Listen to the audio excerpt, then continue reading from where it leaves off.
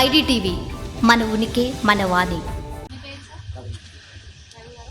మీరు టెక్నీషియన్, మీరు first 23rd రోజు మండల ఆఫీస్లో మిషన్స్ అన్ని తీసుకొచ్చిన సమయంలో అక్కడ ఉన్న రేషన్ డీలర్ ఎవరైతే ఉంటారో ఆ మిషన్కి సంబంధించి ఆ డీలర్ సమక్షంలో మీకు చెక్ చేయలేదు అని చెప్పేసి డీలర్ అంటారు. అది నిజమా కాదా? లేదు మేడం, కొందరు ఉన్నారు, కొందరు ఆకలి వేస్తున్నారు, కొంతమంది ముందుకు వెళ్ళారు, సర్జరీ చేస్తున్నారు, కొంతమంది మాకు ఆకలి వేస్తున్నారు, బయటకు వెళ్ళారు, కొంతమంది ఉన్నారు, వాళ్ళ సమస్యను చెక్ చేసి పంపిస్తున్నాం అన్ని కావాలి.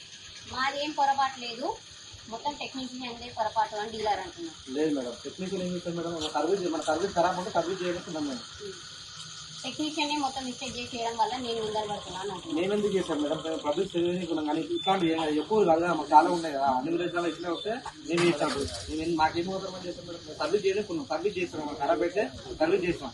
మరి నిన్న ప్రజలు అడుగుతుండగా మీరు వాళ్ళకి ప్రాపర్ సమాధానం ఇవ్వకుండా ఎందుకు వెళ్ళిపోయినారు? మేడం ఇచ్చాను మేడం, అయితే సో ఇక్కడ డీలర్ నాకు ఫోన్ చేసిండు, పబ్లిక్ లో ఇంత నాకు చెప్పలేదు, మామూలుగా ఖరాబ్ అయినప్పుడు నేను టెక్నీషియన్ కూడా చాలా మంది చేస్తారు, అట్లా ఖరాబ్ అయిన చెప్పి చూడడానికి వచ్చిన చాలా మంది పబ్లిక్ ఉన్నారు.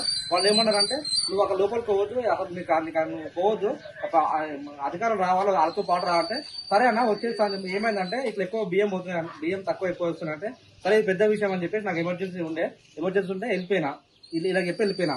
సరే అన్న మా అధికారులతో వస్తాను చెప్పి వాళ్ళ ఊరు ప్రజలకు చెప్పి వెళ్ళిపోయినాక వేరే నాకు ఎమర్జెన్సీ ఉంటే అక్కడ వర్క్ చేసుకున్న తర్వాత ఈవినింగ్ సార్ కాల్ చేసి చెప్పిన, సార్ ఇక్కడ ఇట్లా జైతారంలో ఇట్లా ప్రాబ్లం వచ్చింది సార్, నాకు తెలియకుండా ఇట్లా పోయినా, అక్కడ వాళ్ళు ప్రజలు ఆపుకున్నారు, నాకు చేయలేదు, సరే నేను అక్కడ ఏం చేయలేదు, వెళ్ళిపోయినా, నాకు వేరే ఎమర్జెన్సీ ఉండి వెళ్ళిపోయినా, సార్ ఫోన్ చేసి చెప్పిన అక్కడ జైతారం ఇట్లా ప్రాబ్లం ఉందని చెప్పేసిన సార్కి, ఈవినింగ్ చెప్పేసిన.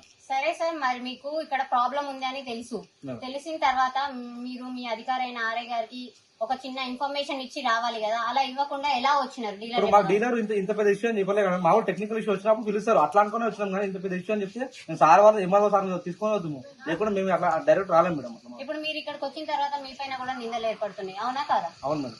అంటే మీరే టెక్నికల్ గా మీరే మిషన్ లోపల ఏదో సెట్టింగ్స్ చేసినారు అని చెప్పి ఇప్పుడు ప్రజలు అనుకుంటున్నారు. మేము అట్లా ఏం చేయం మేడం, ఏదైనా ప్రాబ్లం ఉంటే చెక్ చేసాం కానీ అట్లా మాకు చేయడానికి మాకు రైట్స్ ఉంటే మేము చేయం అట్లాంటి. డీలర్స్ కి టెక్నీషియన్ కి మధ్య ఇద్దరి మధ్య ఒక ఒప్పందం ఉంది అని అంటే లేదు మేడం, రాంగ్ మేడం, రాంగ్.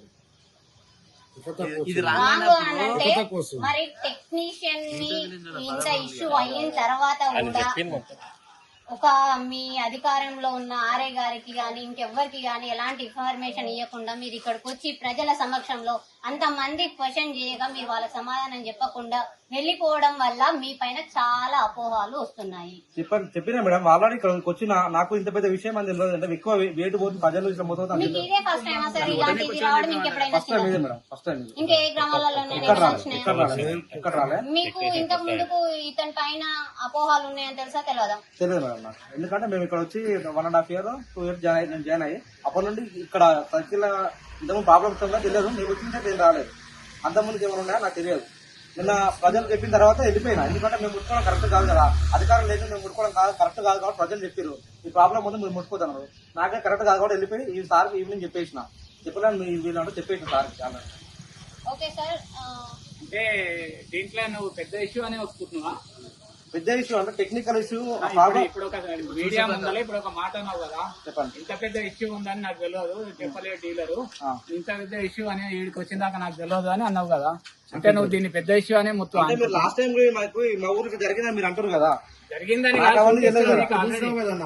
పెద్ద ఇష్యూనా కాదా? మేడం పెద్ద ఇష్యూ మేడం, ఇప్పుడు గ్రామంలో కొంచెం పెద్ద ఇష్యూయే కదా, పెద్ద ఇష్యూయే.